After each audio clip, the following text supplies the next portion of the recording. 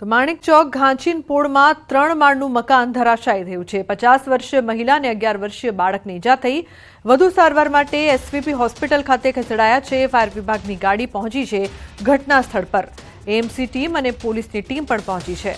તો મકાન પડતા એક મહિલા અને બાળકને ઈજા પહોંચી છે। અમદાવાદમાં મકાન ધરાશાયી, ઈજાગ્રસ્તોને એસવીપી હોસ્પિટલ ખસેડવામાં આવ્યા છે।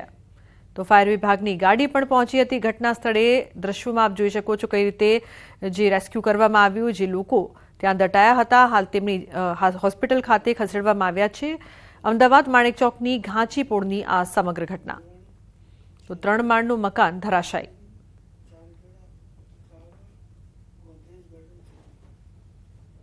अन्य समाचार सूरतथी। सूरतना डिंडोली विस्तारमां आवेल भेस्तान आवासमां बुलडोजर पहोंच्युं। असामाजिक तत्व फिरोज खान द्वारा भेस्तान आवासमां गैरकायदेसर बांधकाम करायुं हतुं।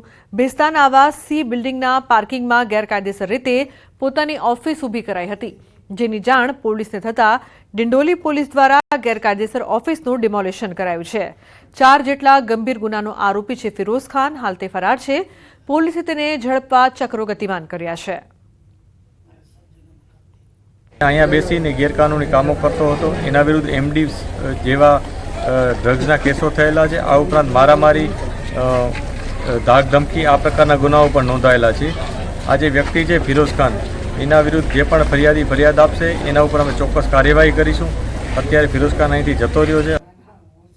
तो कापोद्रा पोलीस ने हीरा चोर ने पकड़वामां मोटी सफलता मळी छे। पोलीसे मजूरनो वेश धारण करी राजस्थान और मध्यप्रदेश थी 2 आरोपीने झड़पी पाड्या छे।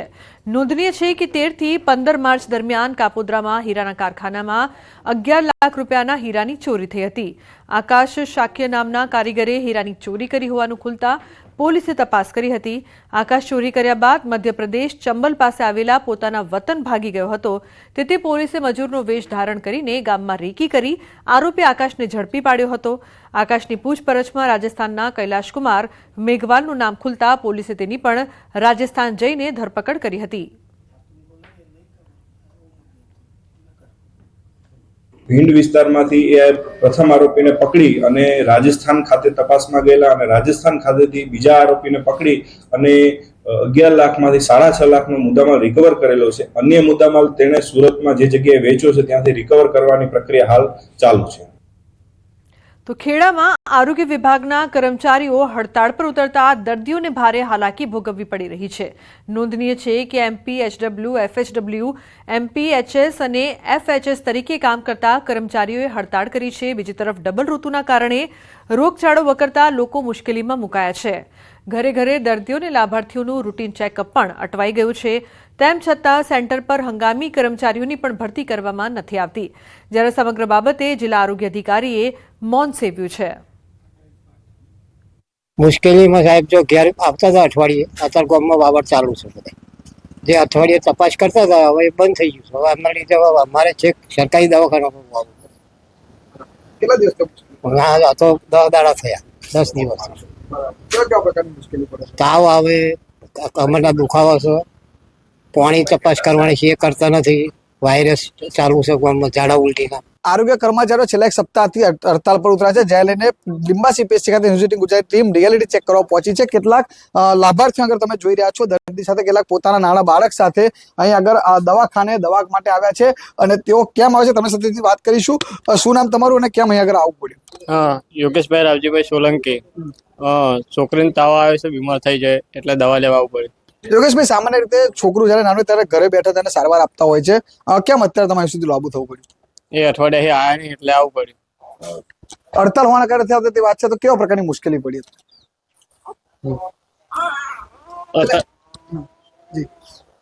એ ઘેર આવે નહીં એટલે પણ દવા લેવા આવવું પડે।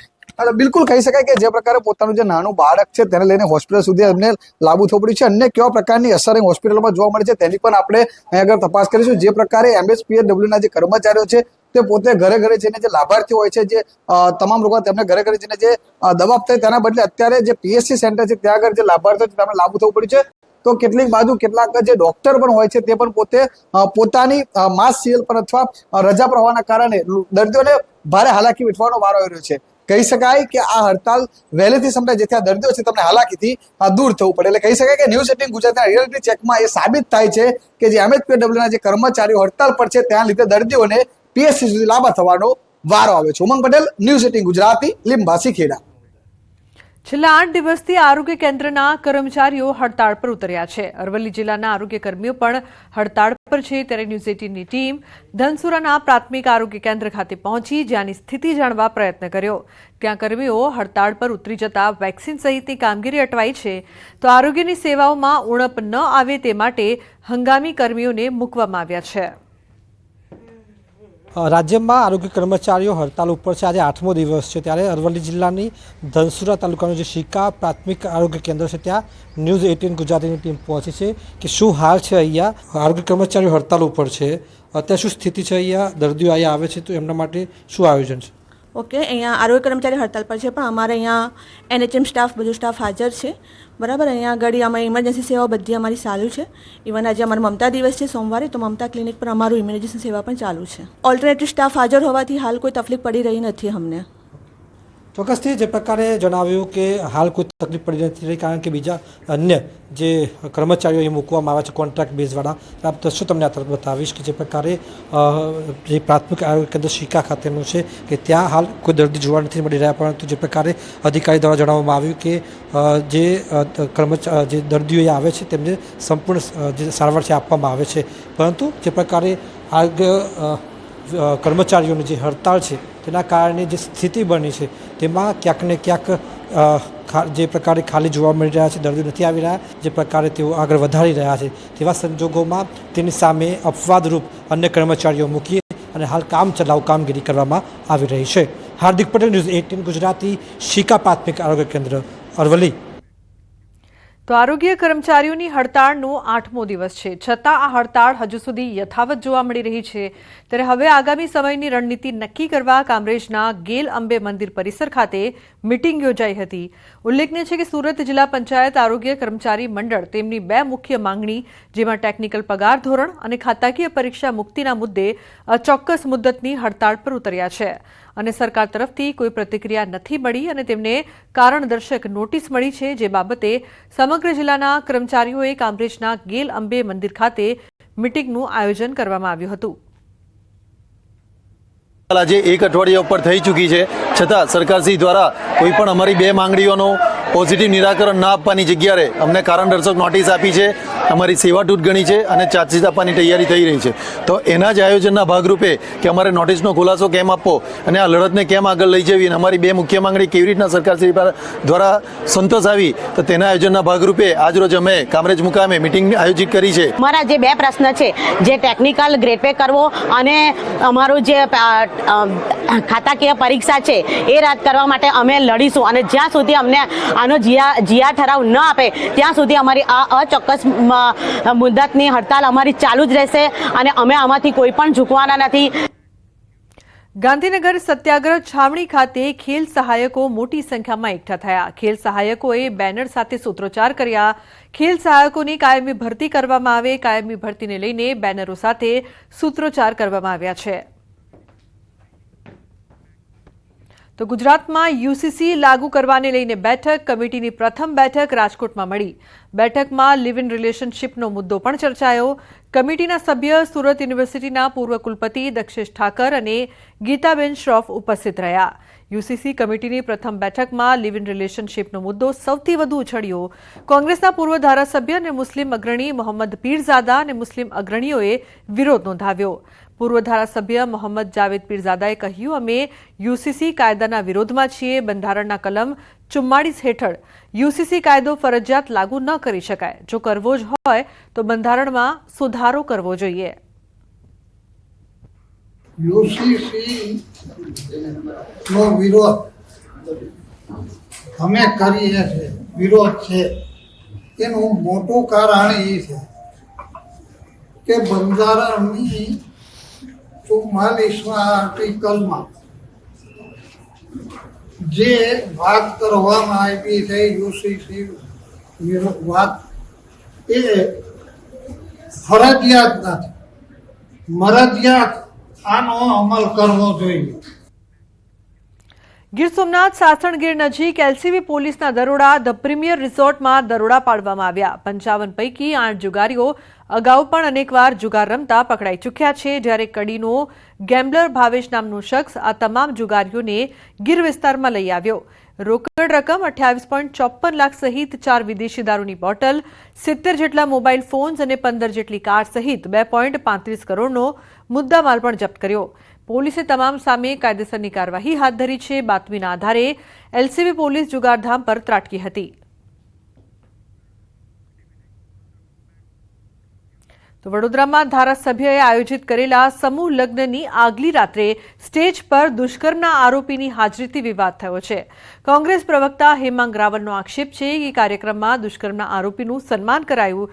સમૂહ લગ્ન પૂર્વ સંધ્યાએ આયોજિત ડાયરામાં દુષ્કર્મના આરોપી આકાશ ગોહિલનું સ્ટેજ પરથી ગુલાબનો હાર પહેરાવીને સન્માન કરાયું. એટલું જ નહીં, જામીન પર છૂટેલો આરોપી નોટો ઉડાવતો તેમજ નાચતો નજરે ચડ્યો. આ મુદ્દે કોંગ્રેસ કાયદો વ્યવસ્થા મુદ્દે સવાલો ઉભા કર્યા. ગઈકાલે વડોદરાના ધારાસભ્ય ધર્મેન્દ્રશ્રી દ્વારા જે સમૂહ લગ્નનું આયોજન છે એના આગલી રાત્રે સ્ટેજ ઉપર જઈને એને હારથી એનું સ્વાગત કરવામાં આવે છે, હાર પહેરાવવામાં આવે છે, રૂપિયા ઉડાડતો આ આરોપી જોવામાં આવે છે. જામીન ઉપર છૂટેલો આરોપી એ આ સ્ટેજ ઉપર જઈને રૂપિયા ઉડાડે છે. તો ભાવનગરના પાલીતાણાથી વાલીઓ માટે લાલ બત્તી સમાન કિસ્સો સામે આવ્યો છે, જેમાં સ્કૂલ વાનના વિધર્મી ડ્રાઈવર દ્વારા 11 વર્ષની બાળકી સાથે અડપલા કરવામાં આવ્યા. પાલીતાણામાં આવેલ સિદ્ધ ક્ષેત્ર એજ્યુકેશન ટ્રસ્ટ સંચાલિત વિદ્યાલયમાં ધોરણ 6માં અભ્યાસ કરતી સગીરા સાથે સ્કૂલ વાન ડ્રાઈવરે અડપલા કરતા ચકચાર મચી જવા પામી હતી. ડ્રાઈવરે અડપલા કરતા સગીરાએ તેની માતાને આ વિશે જાણ કરતા માતાએ શાળાના આચાર્ય તેમજ ટ્રસ્ટીને જાણ કરી, છતાં ડ્રાઈવરને સસ્પેન્ડ કરી સંતોષ મનાવાયો છે, જેથી સગીરાના વાલીએ ડ્રાઈવર વિરુદ્ધ પોલીસ ફરિયાદ નોંધાવી છે. તેમજ શાળા આ બાબતે સાથ સહકાર ન આપતી હોવાનું પણ જણાવ્યું છે. પોલીસે ગુનો નોંધીને ડ્રાઈવરની ધરપકડ કરી આગળની કાર્યવાહી હાથ ધરી છે. મને સ્કૂલ તરફથી કોઈ રિસ્પોન્સ નથી મળ્યો અને કોઈ મારી સાથે પણ નથી આવ્યો. હું ત્યાં વાત કરવા ગઈ પ્રિન્સિપલને કે મારા છોકરી સાથે આવું થયું તો તમે મને કેમ જાણ નથી કરી. તો પ્રિન્સિપલ એવું કહે છે કે મારી ભૂલ છે બેન, કે મેં તમને જાણ નથી કરી, હું સ્વીકારું છું. મેં ટ્રસ્ટીને ફોન કર્યો કે તમે તો કહેતા હતા ને કે હું આવું છું, મિટિંગ કરું છું, આપણે તમારી સામે એ ભાઈને 2 લાફા મારું છું. મેં કીધું મને એ ભાઈને કે સસ્પેન્ડ કર્યો છે, હજી આનાથી બીજું શું કરવાનું, અહીંયા સમાધાન થઈ ગયું છે. મેં કીધું એને સસ્પેન્ડ કરવાથી બીજી સ્કૂલમાં નોકરી મળશે, એ બીજી જગ્યાએ ફરીથી એવું જ કરશે. તો કે ના કરે, અમે એને સ્ટ્રિક્ટલી કહી દીધું છે, સ્કૂલના આજુબાજુ બી ના ભટકે, આમ છે. મેં કીધું એવું કરવાથી એવા માણસો કંઈ સુધરે નહીં, એને તમે પોલીસ પાસે લઈ જાઓ તો જ એને ભાન પડે. તો કે એવું બધું કંઈ કરવું નથી ને તમારે જે કરવું હોય એ કરો અને કે અહીંયાથી જતા રહો એમ, અહીંયા આ બધું ના કરો સ્કૂલમાં, અમારે એક્ઝામ ચાલે છે ને તમારે બહાર જઈને જે કરવું એ કરો. મને એવી રીતે એ લોકોએ કાઢી મૂક્યા ત્યાંથી સ્કૂલમાંથી. સ્કૂલ વેનના ડ્રાઈવર જાહિદ ઇકબાલ કાજી કે જેઓ ઇકો ગાડીની અંદર બાળકોને લાવવા લઈ જવાની કામગીરી કરે છે. સદરુ બાળકીને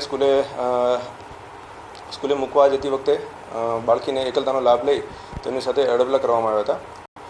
સદરુ બનાવની જાણ તેમના મમ્મીને થતાં તેમના મમ્મી દ્વારા પાલીતાણા પોલીસ સ્ટેશનનો સંપર્ક કરી અને બીએનએસની કલમ 75(2) તથા પોક્સોની કલમ 8, 10, 12 અને 18 મુજબનો ગુનો છે એ દાખલ કરવામાં આવ્યો હતો. આ બાબતે સીસીટીવી તથા ડ્રાઈવરનું જે અગાઉની જે વર્તણૂક છે એ કઈ રીતની છે, અથવા તો અન્ય જે વાલી છે અથવા તો બીજા કોઈ વિદ્યાર્થીઓ અથવા તો બાળકો દ્વારા કોઈપણ જાતની અગાઉ પણ ફરિયાદ થઈ શકે કેમ, એ બાબતે પણ તપાસ કરી નિવેદનો નોંધવામાં આવશે.